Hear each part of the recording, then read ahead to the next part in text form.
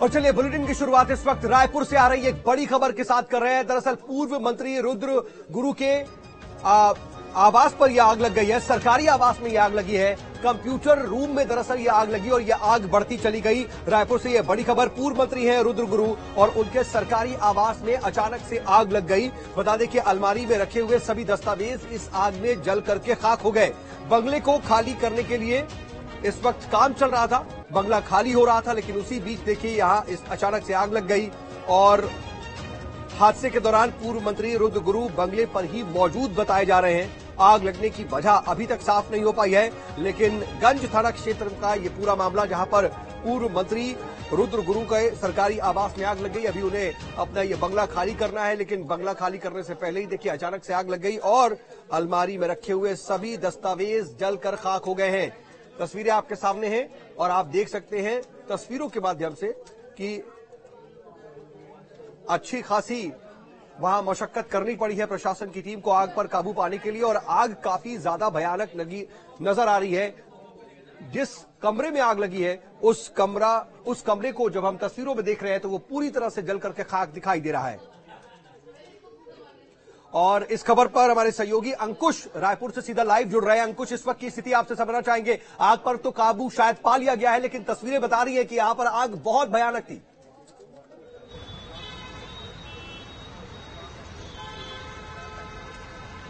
जी हाँ, बिल्कुल साउथ, जिस तरीके से आग लगी है इस आग को पूरे तरीके से संदेहास्पद कहा जा सकता है, क्योंकि अभी हाल ही में चुनाव संपन्न हुए और उसके बाद अब पूर्व मंत्री गुरु रुद्र कुमार को बंगला खाली करना है और उसके लिए लगातार 2-3 दिनों से बंगला खाली कराए जाने का काम चल रहा है।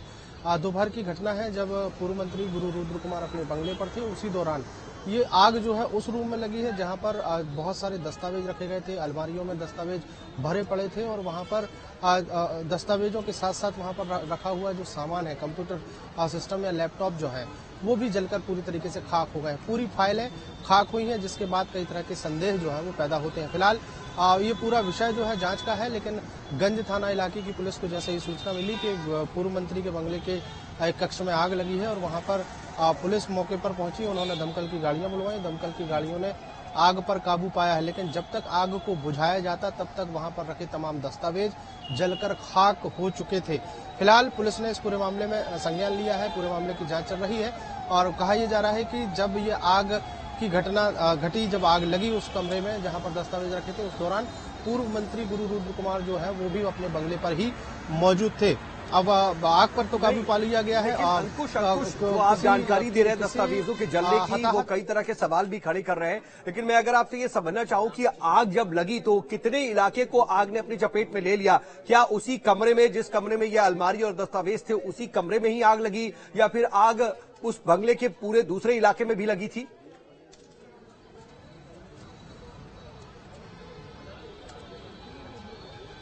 देखिए, गुरु रुद्र कुमार का जो सरकारी आवास है वहां पर वो आवास 2-3 भागों में बटा हुआ है। एक इलाका ऐसा है जहां पर वो निवास स्थान बनाया गया है, जहां पर गुरु रुद्र कुमार मौजूद थे, रह रहे थे। दूसरा स्थान जो है जो ऑफिस यूज के लिए काम आता है, उस ऑफिस यूज में एक कमरा ऐसा है जहां पर कई दस्तावेजी काम होते हैं, वहां पर दस्तावेजी फाइलें रखी जाती हैं और उसी कमरे के और आगे एक बैठक रूम बनाया गया है जहां पर पूर्व मंत्री गुरु रुद्र कुमार अपने जानने पहचाने वालों से मेल मुलाकात करते हैं। अब चूंकि पूर्व मंत्री गुरु रुद्र कुमार चुनाव हार चुके हैं, ऐसे में अब बहुत ज्यादा लोग उस बंगले पर नहीं पहुंच रहे थे।